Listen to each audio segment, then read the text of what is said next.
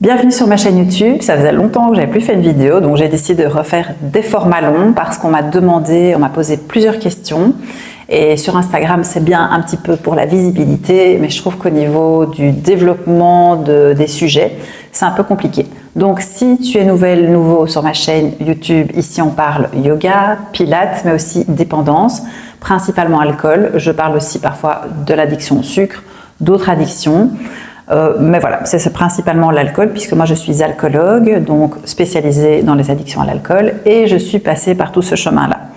Je me rétablis de jour en jour depuis presque 10 ans et le corps a une place très importante dans ma vie maintenant et donc voilà, c'est ouvert aux personnes qui ont des dépendances par rapport au yoga et au pilates, mais aussi à toute personne qui veut pratiquer avec moi. Voilà, donc si ça t'intéresse, n'oublie pas de t'abonner, je sais plus où, et d'activer la petite cloche si tu vas avoir les notifications et de mettre un petit like parce que ça permet d'avoir de la visibilité et je trouve ça important pour ce genre de sujet. Aujourd'hui, on va parler des mamans et de leur rapport à l'alcool parce qu'en fait, en consultation, j'ai des mamans. Je sais qu'il y a pas mal de mamans qui ont un questionnement par rapport à l'alcool, qui n'osent pas en parler et moi, je suis passée par là. Donc je vais commencer par parler d'abord un petit peu de mon histoire par rapport à ça et puis après ça je développerai un petit peu au niveau vraiment avec ma casquette d'alcoologue, etc. Comment ça se passe. Donc par rapport à mon histoire, est-ce que tu es prête? Est-ce que tu es prêt d'abord? Rendons ça un petit peu vivant. Donc tu as dit oui? Est-ce que tu as dit oui? Ok, on peut y aller. Donc voilà, par rapport à mon histoire, donc qui est quand même un sujet là un petit peu plus lourd. Eh bien, donc moi je buvais avant d'être enceinte, je buvais un petit peu comme tout le monde entre guillemets, sauf que je me rendais compte quand même que quand je commençais j'avais beaucoup de mal à m'arrêter. Mais voilà, pour moi je travaillais dans des restaurants, c'était comme ça, c'était le milieu, c'était la fête, je me posais pas plus de questions que ça. Et donc ça a été une évidence que quand je tombe enceinte, j'arrête de boire. Bien qu'au tout début de ma grossesse, quand je ne savais pas encore que j'étais enceinte, j'ai bu. Et donc ça, je me souviens que je m'en voulais énormément. Et par après, pendant ma grossesse, j'ai vraiment essayé de rattraper ça par rapport à ma culpabilité, en mangeant vraiment bien, en prenant soin de moi, je prenais des bains, j'écoutais mon ventre, etc. Je communiquais beaucoup avec mon bébé. Et voilà, mais donc la grossesse s'est passée. Et puis, donc moi j'étais très très jeune quand je suis tombée enceinte, j'avais 22 ans. Et quand j'ai accouché, eh bien, j'ai allaité au début et c'était très très compliqué.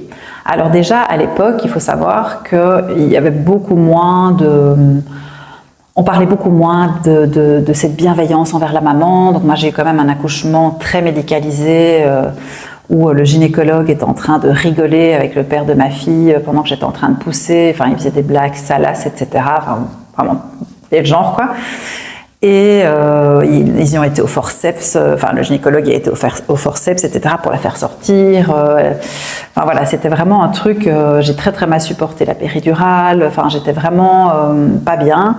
En plus c'était provoqué, donc comme c'était provoqué, j'avais pas ce truc où je m'étais dit chouette, je vais pouvoir vraiment sentir la poche des os qui seront, etc. La perte des os, un petit peu comme on voit dans les films et tout. Moi j'avais vraiment envie de vivre ça. Donc tout ça, ça a quand même été des choses qui m'ont beaucoup frustrée. J'étais jeune, donc j'osais pas non plus prendre ma place. C'était mon premier accouchement, donc j'ai vraiment remis tout mon pouvoir dans les mains du gynécologue. Et alors, le père de ma fille, en fait, il aimait bien déjà boire son verre aussi. Je me rendais pas compte en fait qu'on avait tous les deux un problème d'alcool. Et donc, j'étais presque mal à l'aise qu'ils doivent rester près de moi et qu'ils ne puissent pas boire sa bière. Donc, je lui disais, si tu as envie d'aller boire un verre, vas-y. Enfin, vraiment à milieu de ce que je suis maintenant. Et je lui avais même dit d'ailleurs, quand j'aurai accouché, la seule chose que je te demande, c'est de ne pas venir en retard et de ne pas venir bourré. Ce qu'il a fait le lendemain, mais bon, voilà, ça c'est autre chose. Et donc, j'ai accouché, voilà, on m'a remise dans ma chambre et mes beaux-parents sont arrivés avec une bouteille de champagne. Bien évidemment, je ne voulais pas, ils étaient très étonnés.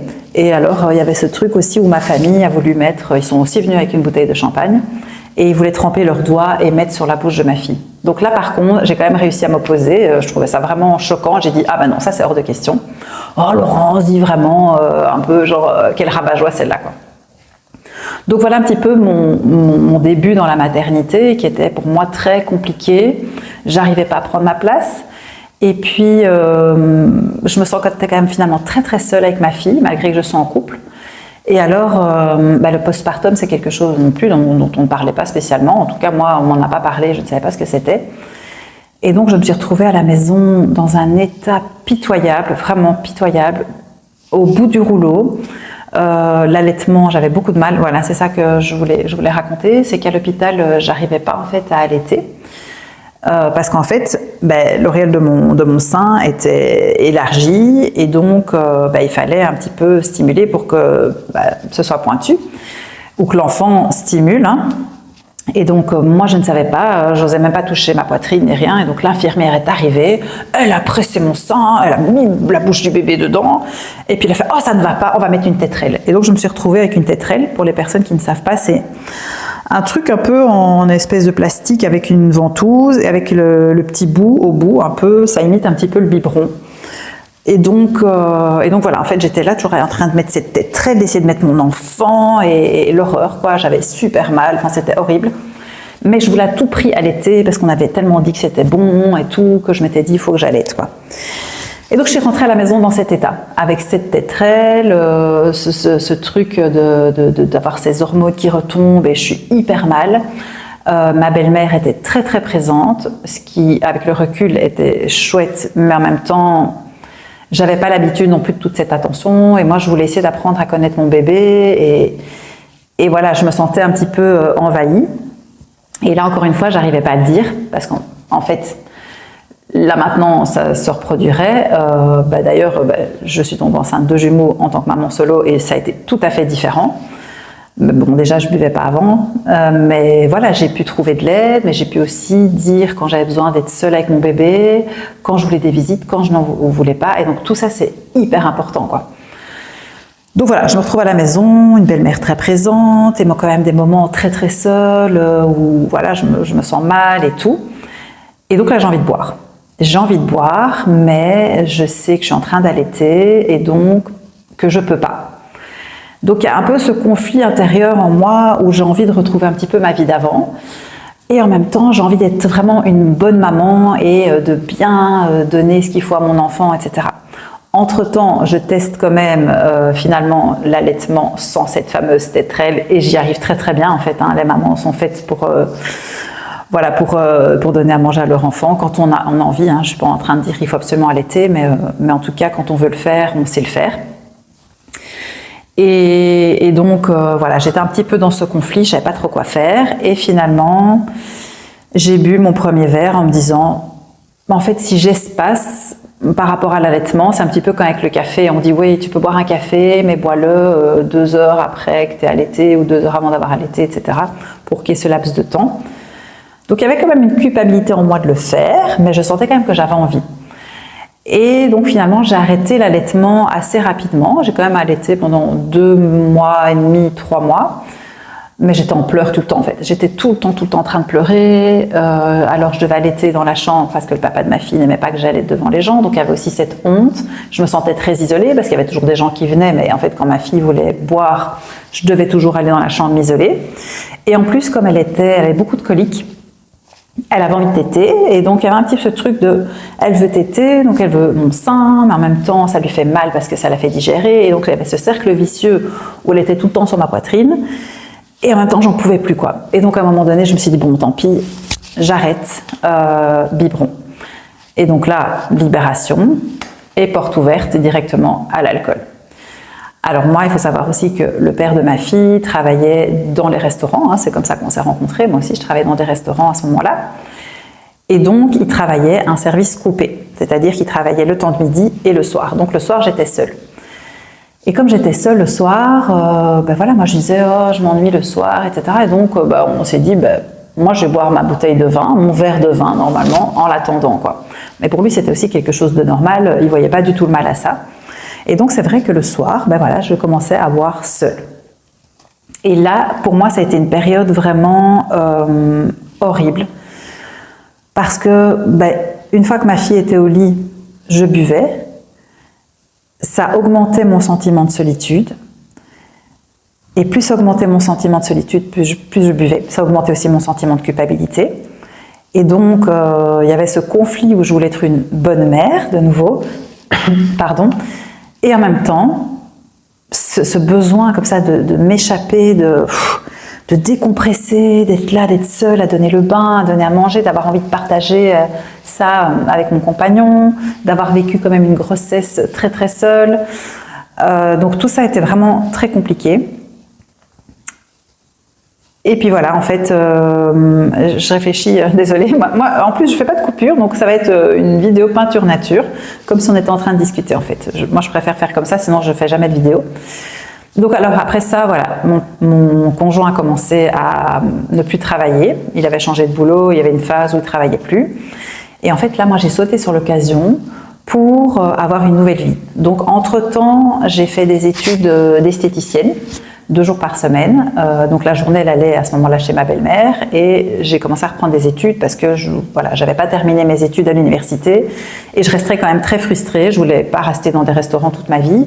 Donc j'ai fait ces études-là qui étaient déjà très forts dans le bien-être parce qu'il y avait de la réflexologie plantaire, initiation aux huiles essentielles, la respiration, etc. Donc tout ça, j'aimais beaucoup. Et puis voilà, en fait après ça, j'ai trouvé du boulot dans ce domaine-là. Le père de ma fille travaillait et c'est comme si j'avais fait une espèce de crise d'adolescence, mais bon, je n'avais que 23-24 ans à cette période-là.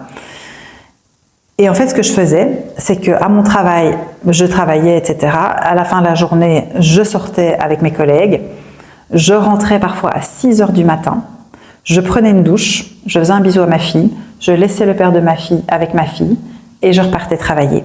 Je faisais des siestes à mon travail quand j'avais pas de soins. Et voilà, on était dans un cercle vicieux comme ça.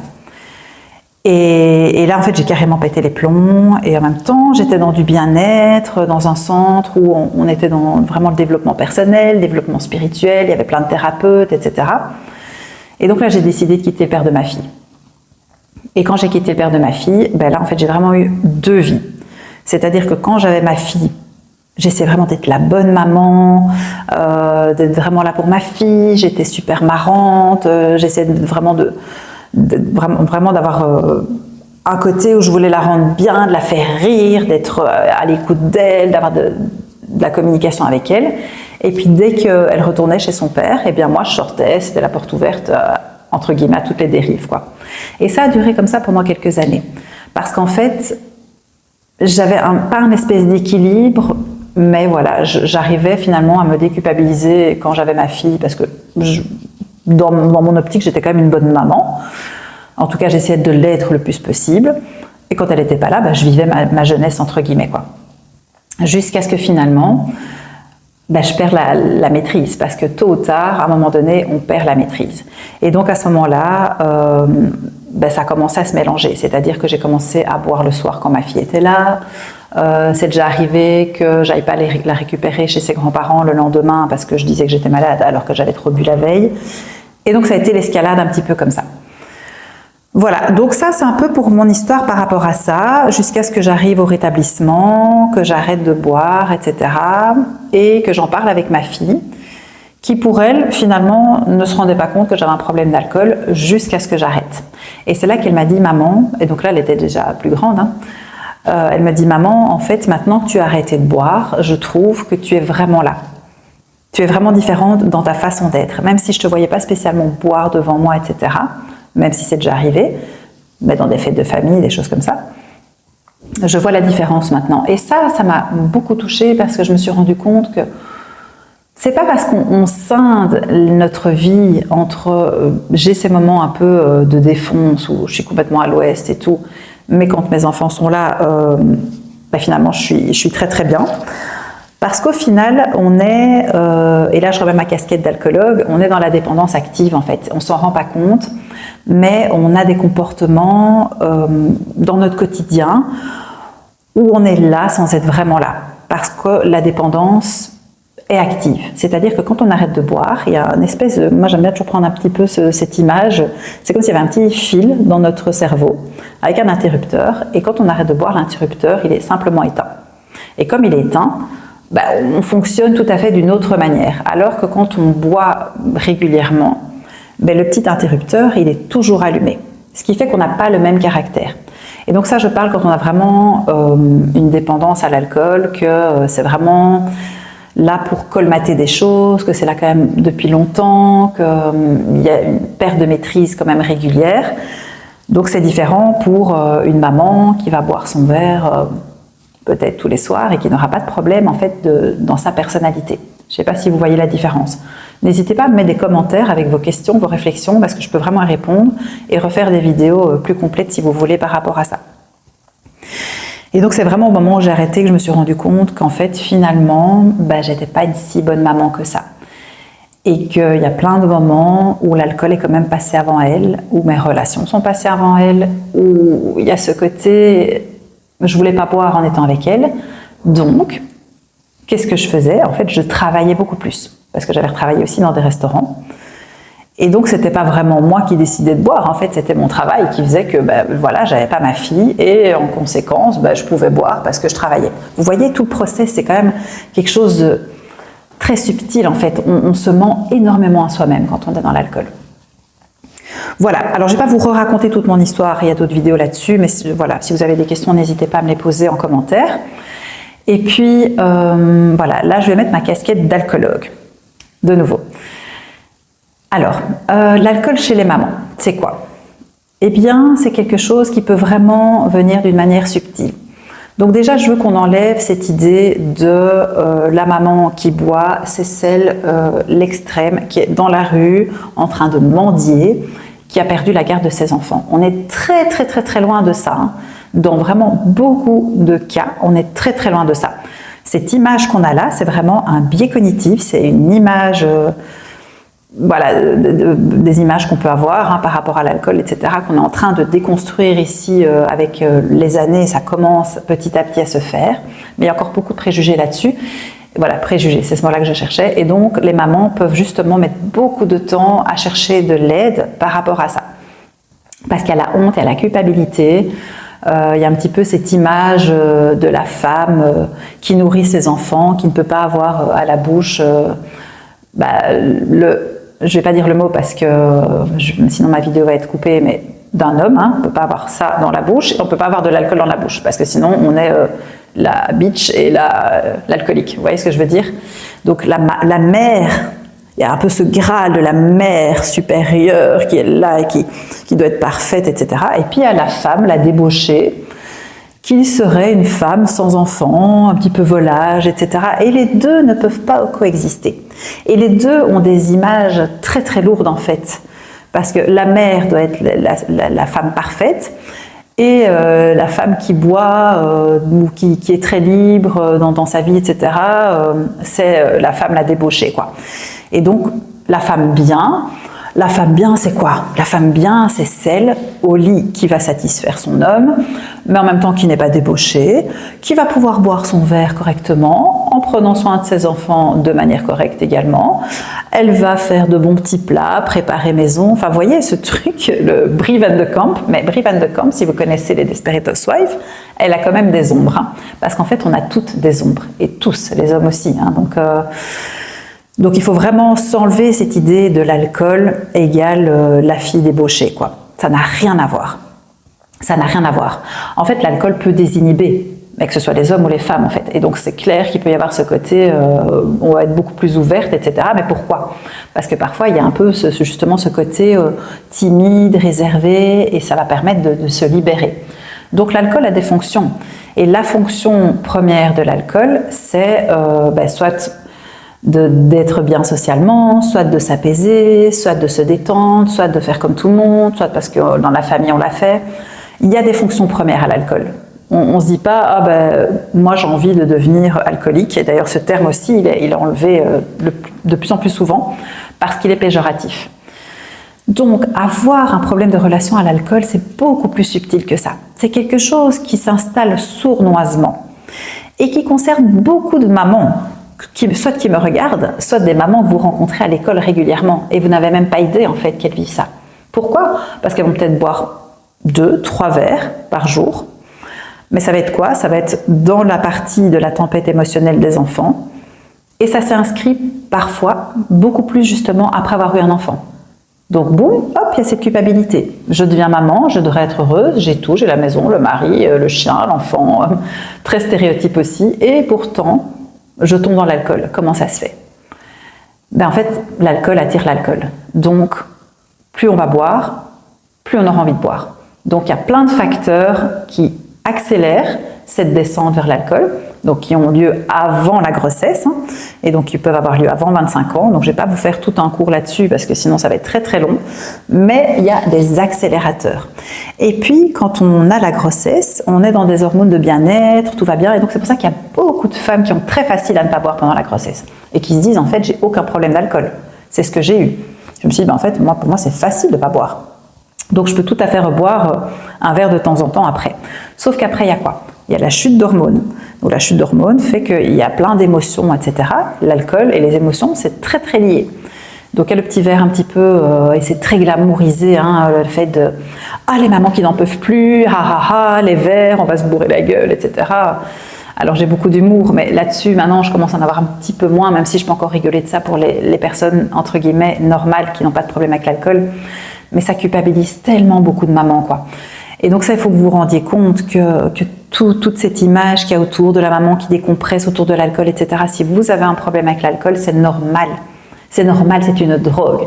Donc, à un moment donné, quand on touche à ça, on peut tomber dedans. Et si en plus, il y avait déjà des facteurs favorisants avant la grossesse, après la grossesse, forcément, on tombe dedans et on ne voit pas le piège venir. Et on culpabilise, on est mal, etc. Voilà, donc tout ça pour vous dire que boire en étant maman, c'est quelque chose de beaucoup plus commun que vous l'imaginez. Est-ce qu'on peut s'en sortir seul? Souvent, c'est compliqué. Est-ce qu'il faut chercher de l'aide? Oui, et je redis encore oui. Pourquoi? Parce que moi, j'ai attendu beaucoup trop longtemps à cause de cette culpabilité, à cause de cette honte, à cause du fait aussi qu'on imagine que quand on a un problème d'alcool, on boit du soir au matin. Enlevez-vous cette idée-là de la tête avant de chercher de l'aide, par pitié. Si, quand vous commencez, vous avez du mal à vous arrêter, vous avez un problème d'alcool. Si l'alcool est une obsession parce que vous ne buvez que le week-end et que toute la semaine vous y pensez, vous avez un problème d'alcool. Est-ce qu'il faut chercher de l'aide à ce moment-là? Oui. Oui, oui, oui. Parce qu'en fait, plus vous allez noyer le problème, et ce terme est bien utilisé parce qu'on parle d'alcool. Bon, je mets un petit peu d'humour dans ce sujet quand même très très lourd, désolé, mais moi j'ai besoin parfois un peu d'alléger les choses, mais vraiment, si on noie cette idée-là, en fait c'est l'alcool qui va nous noyer, quoi. C'est vraiment, à un moment donné, l'alcool va prendre le dessus, et on attend quoi? On attend d'avoir touché des fonds. Et on n'est pas obligé d'attendre d'avoir touché des fonds pour chercher de l'aide.